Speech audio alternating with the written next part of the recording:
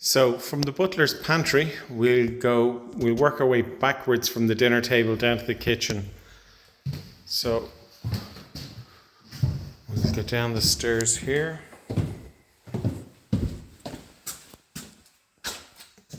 This room here is just a storage room, really. They did have it set up like a nanny's quarters, which was quite nice, but they've moved some of the things. This is part of the West Tower and actually was the first room to have electricity within the castle. But we'll continue on down the steps here down towards the kitchen.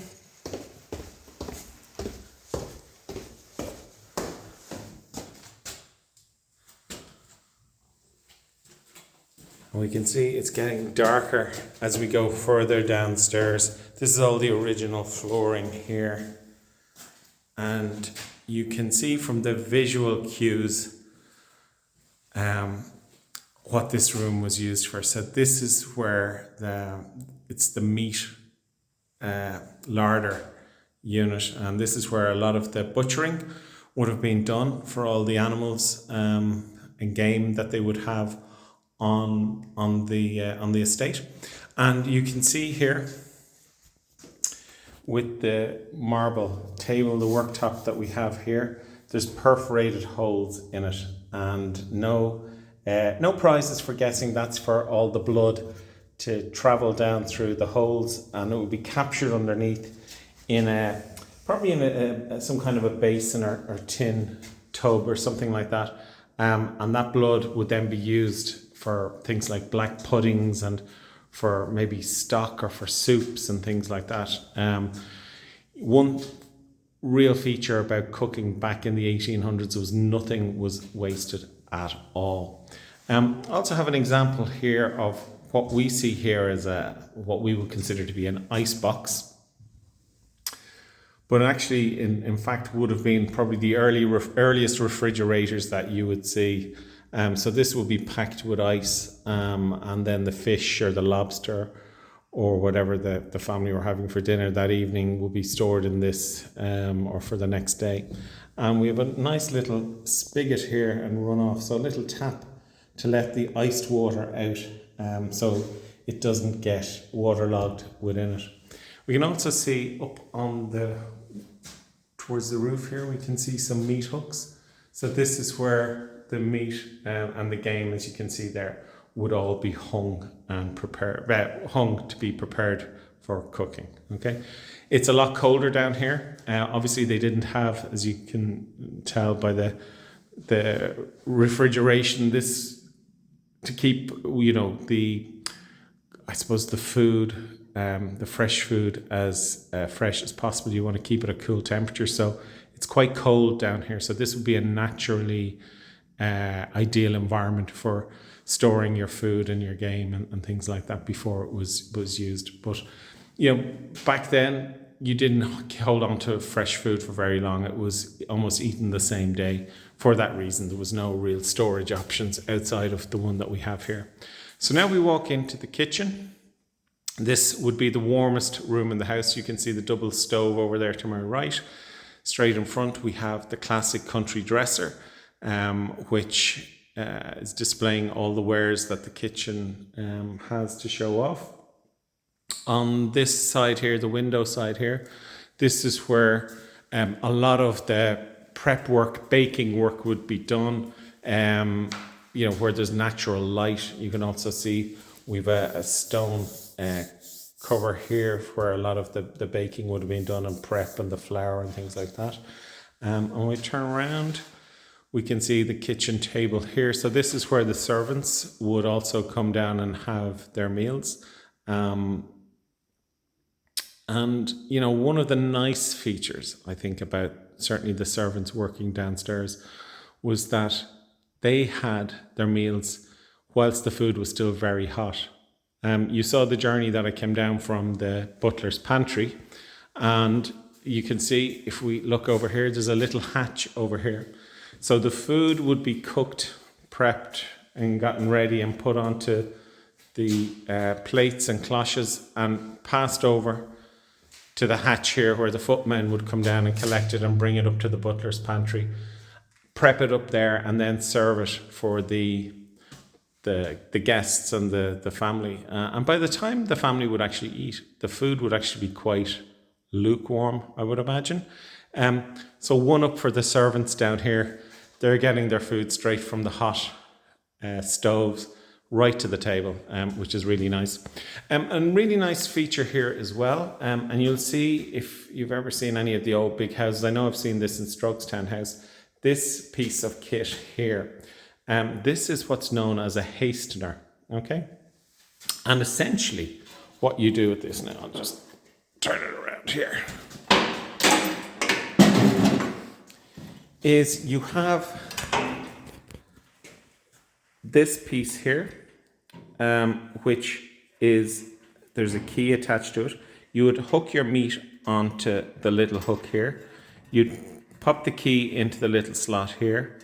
And what will happen is you wind it up and this hook will rotate your meat slowly around on the hook, which you would put in front of the stove here so that it would almost slow cook.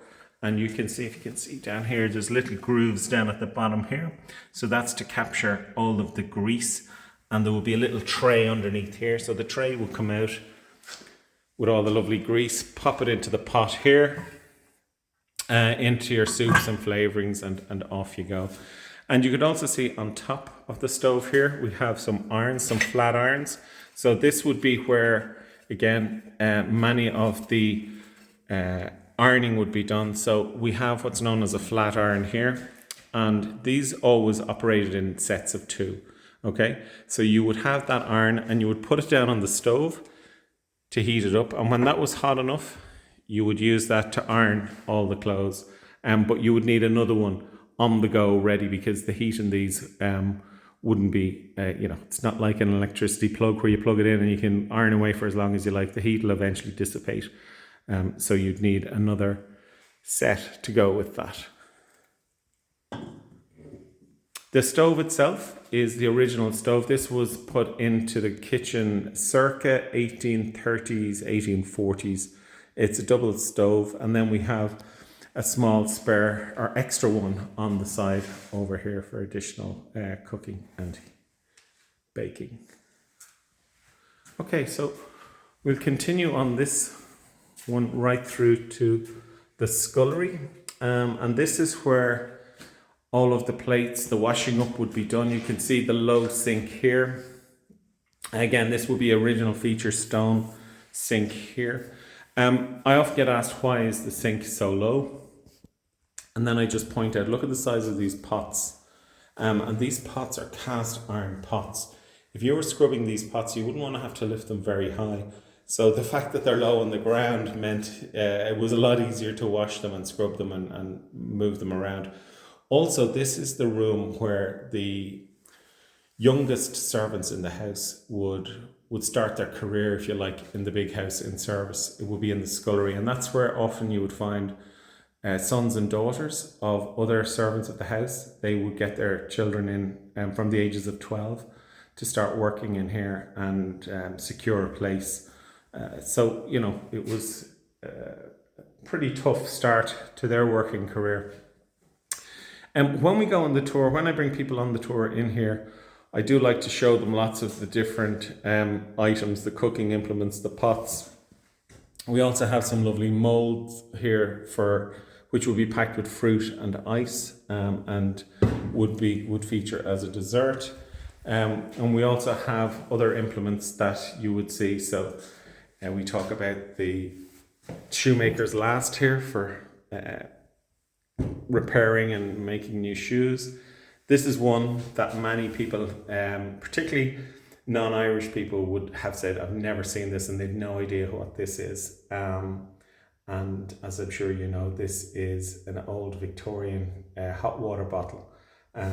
So you would literally pop the hot water in here, wrap it in a sheet and bring it up to the guest's bedroom, and they can keep their beds and feet warm in the cold winters that we have here.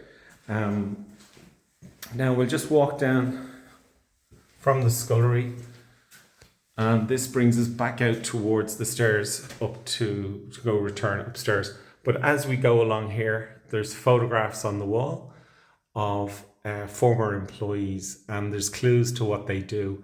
In this instance, no prizes for guessing. These were the milkmaids, and if you can see by the size of their arms, these were ladies that you absolutely would not want to get into an arm wrestling contest with. So there's the going to the hunt, the hounds, the nanny with the families, the gardeners, and then we've the outdoor workmen here as well. Okay, and then we'll return back upstairs.